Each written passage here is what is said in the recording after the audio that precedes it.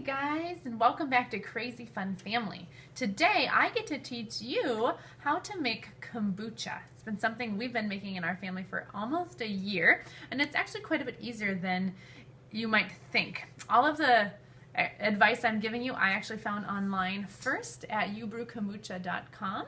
So everything that I learned today, I learned from there, or everything I'm teaching you today, I learned there. So what you'll need to start is you're going to need a couple of supplies. You're going to need some bags of tea. I just use the cheapest you can find. Some people will tell you only go organic, but I haven't noticed a difference one way or the other. You'll need a 1/4 cup measuring cup, organic cane sugar,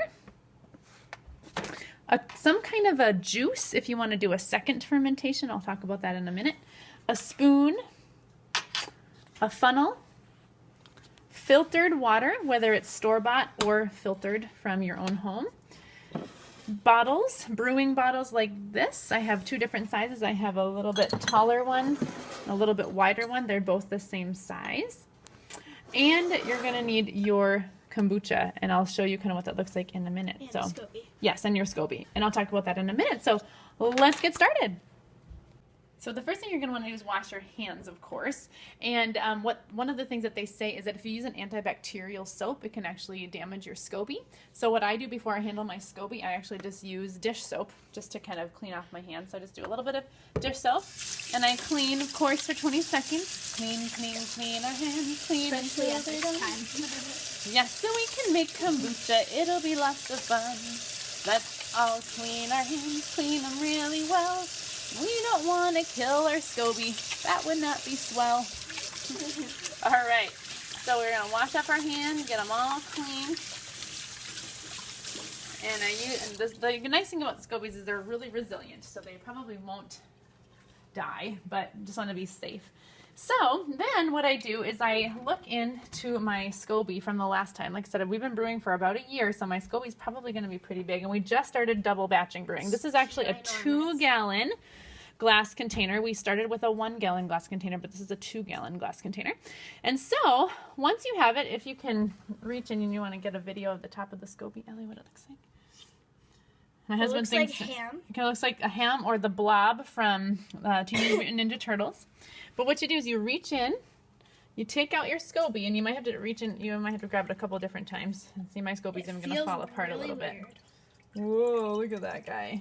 Dripping off some of the kombucha. Woo. You can even hear it fizzing. That means it's good kombucha. What is a SCOBY made out of? Well, it stands for Symbiotic Culture of Yeast and Bacteria.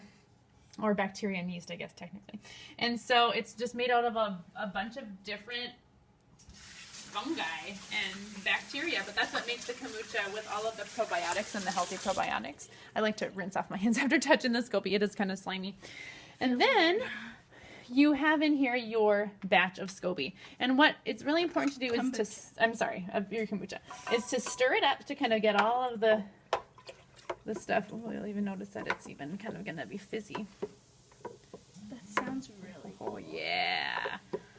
Now, you could leave it just like this once you put it into your bottles, or you wouldn't even have to. If you like kombucha just plain, you could just drink it right from here. That is not a problem. I like it that way. Some of my family members like it that way, but we tend to do a second fermentation here. So, mix it up. And then you always want to leave some starter for your next batch, just like you would do like on the sourdough bread. So I usually take out a cup. And since I'm doing a double batch, I do 4 cups of starter for the next round. And it also keeps my SCOBY from drying out, because then it wouldn't grow. which is good. So we want to do that. So 4 cups right there. Now my SCOBY's just going to kind of hang out for a little bit. And if it's poking up a little bit, I try to scooch it down so that the liquid covers it over completely, if it's possible. I pretty much just rinse out my items after that. I don't even usually use dish soap for a lot of it because SCOBY's really healthy. It looks really good. So now I have my kombucha, and now what we get to do is we get to put it into our jars. So this part is if you're going to be doing the second fermentation. And what we have decided, we just strained out some strawberries that were frozen for some cake that we made the other day. And so this is just a strawberry juice left over. You can really do any kind of juice you want. Sometimes we'll just take store-bought apple juice and we'll dump a little bit into each bottle. Sometimes we'll actually puree up some fruit, whether it's frozen fruit or fresh fruit. It kind of just really depends on your preference. Or like I said, if you don't want to do anything, you can just put your kombucha directly from here into there, which we may end up doing once we finish up this. So you're going to go ahead and add a little bit of sugar to your juice, which seems a little counterintuitive, but the kombucha will get more bubbly after it kind of eats more sugar, which is kind of how the kombucha lives, is off the sugar. Now this is organic cane sugar and it's really not that much. And if you're watching your sugar intake, you know, you really don't even need to worry about adding a lot. Even if you want just plain juice, that's totally okay too. So then what I do is I'm going to take, I think I'm going to try and fill up my top bottles. And I really only fill up just a little bit in each bottle. And my bottles are amber, so it's a little bit trickier to see. But I just add just a teensy bit to each. Just enough so that the kombucha has another thing to kind of feed on and flavor it a little bit. And it kind of just depends on how much I have as to how much I'm going to get done with my liquid. So I'm going to try and fill up my big bottles. The little bottles, we might just make plain kombucha this time around. Just kind of depends on whatever you want to do. So we'll kind of finish up those big bottles. And once you have your bottles filled up, then you can go ahead and start filling up with your actual kombucha. So I just take another measuring cup with a little lip on it to pour a little bit easier. It will get a little bit messy. That's okay. A little bit sticky. When you fill it up, you want to make sure that you don't fill it up all the way to the top. I usually try to stop right where the neck of the bottle starts to kind of come in, just because it can get really bubbly and explode when you open it up on the second time around. So I'm going to go ahead and fill up the rest of these, and I'll catch you back here in a minute.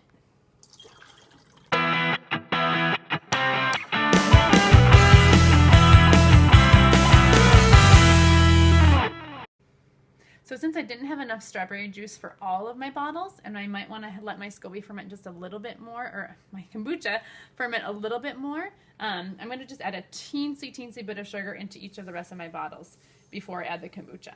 So that's what I'm going to do now. So we have filled up all of the bottles, and the next thing that we do is we have to take, and I just take the cloth that was over the top of my kombucha this whole time, and you just have to wipe it off, making sure to really wipe off the top of your bottles so that you can snap it on and it's really good. So I'm going to go ahead and just do that. Also, sometimes it gets a little bit sticky if you spill some kombucha. So that's what you do. Once you have that all done and ready to go, just stick it in kind of a quiet place in your kitchen, or some people even stick them in their living room, on shelves, wherever, just so that it can have that time to ferment. And it takes about really anywhere between 2 and 4 days, depending on how strong you want your kombucha and how much fizz you want. So we just let it sit for a while, and that's that. And then I'll tell you what we do next.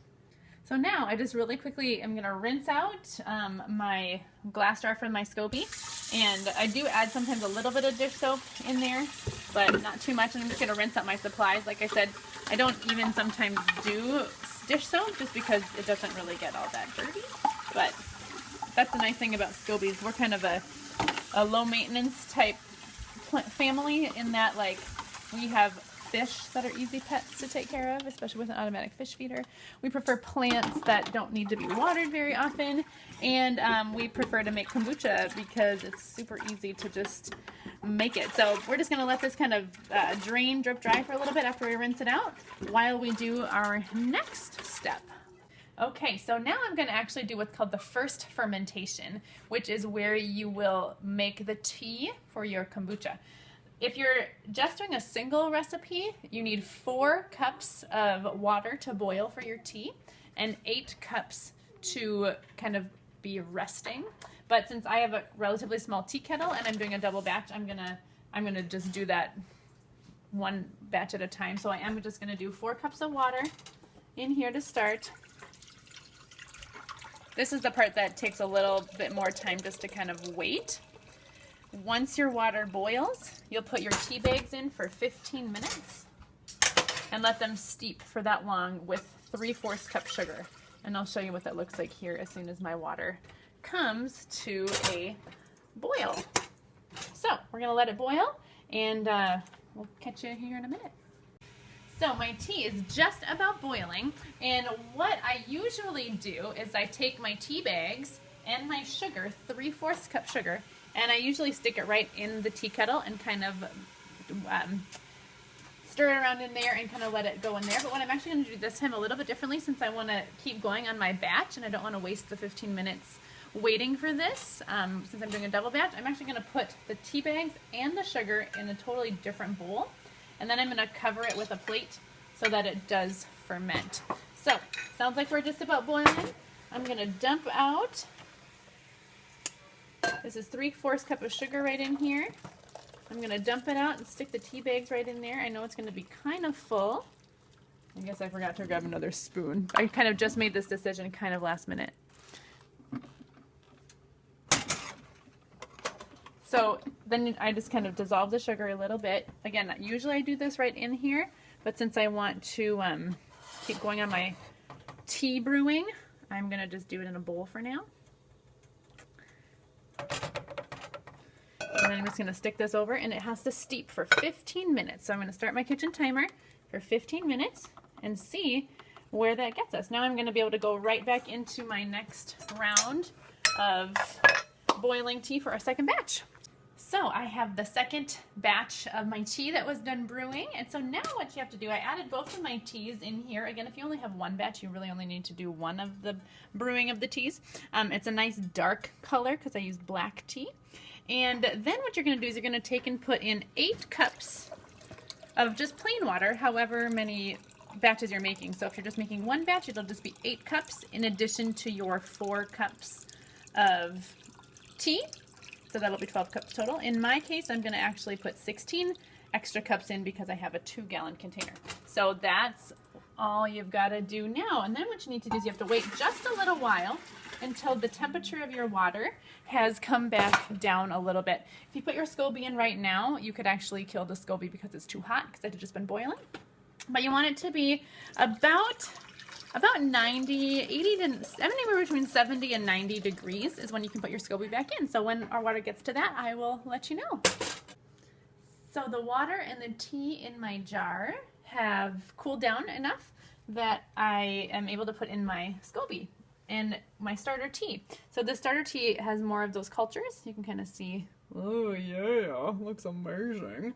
So you basically really carefully want to kind of dump everything in there. I usually like to let my SCOBY slide in gently so that it doesn't sploosh and splash all over. And I'll slide right in there. This is also a point, if you had a friend, look at all the layers of my SCOBY. You can easily give your friend some SCOBY. You just take a piece of the SCOBY about 1 inch thick, and you add about 2 cups of starter tea and pass it on to a friend, and they can have their SCOBY then make their own kombucha. So after that's all done, I grab a clean towel, just a clean tea towel, and I put it over the top. I sometimes kind of wipe it off a little bit if it's a little bit wet, and I stick a rubber band on the top, and this is mostly just if it's summer or anytime, you know, that you have fruit flies because they're really attracted to this kind of a smell. That's just to kind of keep stuff out, dust and stuff. And I stick it in the way back corner so that it's not in the way. And we let it sit there for about 10 to 14 days, depending on how strong you want your kombucha. So it's kind of up to you, really flexible. And that is kombucha. And then you start it all over again. I hope you have fun. Make sure to subscribe, like, and hit the notification bell to see more of our crazy fun videos. Bye! Make sure to subscribe and like our videos and hit the notification bell to see more of our crazy fun family.